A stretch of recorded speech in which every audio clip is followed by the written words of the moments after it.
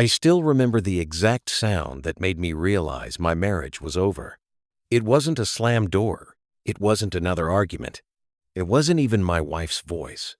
It was my 8-year-old son whispering to his little sister from the hallway, thinking I couldn't hear him. Dad didn't do anything wrong. Mom just likes yelling at him. Those words hit harder than anything anyone had ever said to me. For years, I'd convinced myself I could handle the insults. I told myself that staying quiet made me the stronger person. I believed that keeping the peace was more important than defending my pride.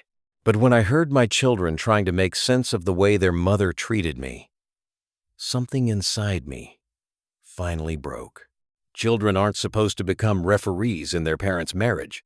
They're not supposed to comfort each other after watching one parent humiliate the other. And they're definitely not supposed to apologize for something they never caused.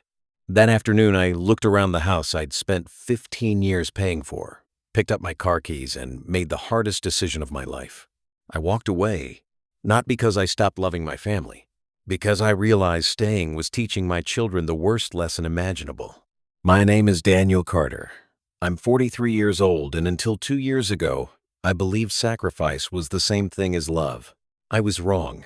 I grew up in Columbus, Ohio, in a home where my parents believed actions mattered more than words. My dad worked as an electrician for nearly 40 years. My mom taught 3rd grade until she retired. They weren't wealthy, but they built everything they had together. I watched my father come home exhausted every evening, yet he'd still help my mom with dinner before sitting down to eat. I never once heard him call her names. When they disagreed, they closed the bedroom door. By morning, they'd figured it out. That was the marriage I wanted. When I met Melissa at 26, I thought I'd found exactly that. She was funny, confident, and could light up a room without even trying. We met at a charity fundraiser where I was volunteering through the engineering firm I worked for. She spilled iced tea on my shirt. I made a joke about finally having an excuse to leave early. She laughed. That laugh pulled me in before her smile ever could. We dated for 3 years before getting married. The first few years were wonderful. Or maybe they only seemed wonderful because I was too in love to notice the cracks. When our son Ethan was born, I threw myself into being a father. 3 years later, our daughter Lily arrived. Holding each of them for the first time remains the happiest memory of my life.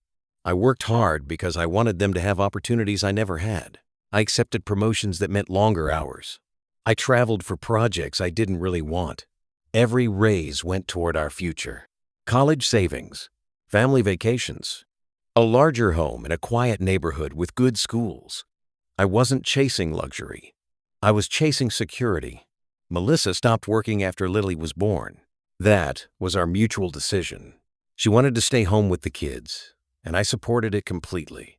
I never complained about being the sole provider, not once. If she wanted something within our budget, I bought it. If the kids needed something, it was already in the shopping cart before they asked. Life wasn't perfect, but I thought we were building something solid. Then, my promotion happened. Ironically, that's when everything started falling apart. I became director of operations for my company. The position nearly doubled my income. It also came with more responsibility, longer meetings, unexpected travel, late-night conference calls. I hated missing dinner, but I believed the temporary sacrifices would create a better future for my family. Melissa saw it differently. "You care more about your job than your family," she'd say whenever I walked through the front door after 7. "I care about paying for this house," I'd answer calmly. She'd roll her eyes. "There's always another excuse." At first, I apologized. Every single time, even when delays were outside my control. Then the criticism changed. "You've gained weight. You look tired all the time. You've become boring. You never know how to have fun anymore." They sounded like small comments. Individually, they were. Together, day after day, month after month, they slowly chipped away at me. I'd catch myself standing in front of the bathroom mirror, wondering if she'd been right all along.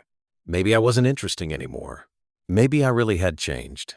What I didn't realize was that I was trying to fix problems that weren't actually mine.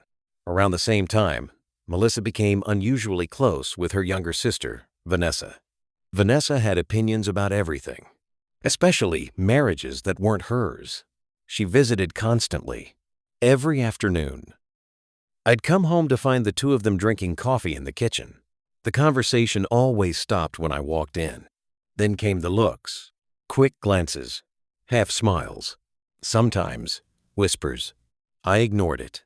People are allowed private conversations. Still, something felt off. One Saturday morning, I overheard Vanessa telling Melissa, "You let him have too much control." Melissa answered quietly, "He makes all the money." Vanessa laughed. "So? That doesn't make him better than you." I stepped into the kitchen. Neither of them knew I'd heard. "Morning," I said. Vanessa smiled so brightly it almost looked rehearsed. "We were just talking. I figured." She left 10 minutes later. Melissa barely spoke to me the rest of the day. After that, little things started disappearing. Respect, gratitude, kindness. If dinner was late because of traffic, she'd sigh dramatically. If you actually cared, you'd have left work earlier. If I forgot to buy milk after a 12-hour shift, she'd act as though I'd forgotten Ethan's birthday. One evening, after replacing a broken water heater myself to save us over $1,000, I walked upstairs covered in sweat. Melissa looked at me and frowned. "You smell awful." "I've been working on the water heater." "You could have hired someone." "I was trying to save money." She shrugged. "You act like we're poor." That sentence stayed with me all night. I wasn't saving money because we were poor.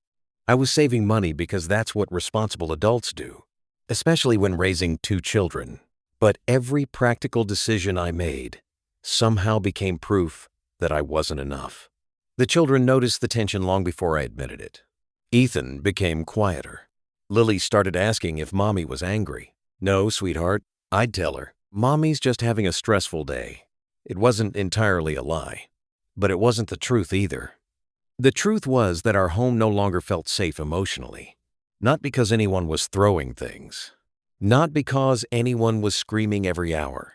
Because criticism had become the background noise of our lives. One night, Ethan asked if he could help wash the dishes. "You don't have to," I told him. "I want to." As we stood side by side at the sink, he suddenly asked, "Dad, are husbands supposed to say sorry every day?" I froze. "What makes you ask that?" He looked down into the soapy water. "You always do." I didn't know what to say. How do you explain emotional exhaustion to a 9-year-old? How do you tell your son that sometimes adults stay quiet because they think it's protecting everyone else? So I smiled. Sometimes grown-ups apologize even when things are complicated. He nodded. But I could tell he wasn't convinced. Children see far more than adults realize. Over the next year, Melissa's criticism became public. She'd correct me in front of neighbors. She'd laugh at harmless mistakes during family dinners. If I mispronounced a restaurant name, she'd smirk. "I can't believe you're in management." Everyone else laughed awkwardly. I laughed too. That's what embarrassed people do. They laugh to make everyone else comfortable. After guests left, she'd tell me I was too sensitive. It was just a joke. Funny how jokes only seemed funny when they were aimed at me. Then her parents started joining in. Her father would pat me on the shoulder. "You need thicker skin, Daniel." Her mother smiled politely. "Melissa's just honest." Honesty and cruelty aren't the same thing. I knew that. But somewhere along the way, I stopped believing I deserved better. I convinced myself that every marriage had difficult seasons. That if I just stayed patient, things would improve. I didn't realize patience without boundaries eventually becomes permission. And I was giving everyone permission to treat me like I didn't matter. I had no idea the worst day of my life was only weeks away. The day my children would hear every cruel word. The day silence would stop being an act of love and become something I could never forgive myself for.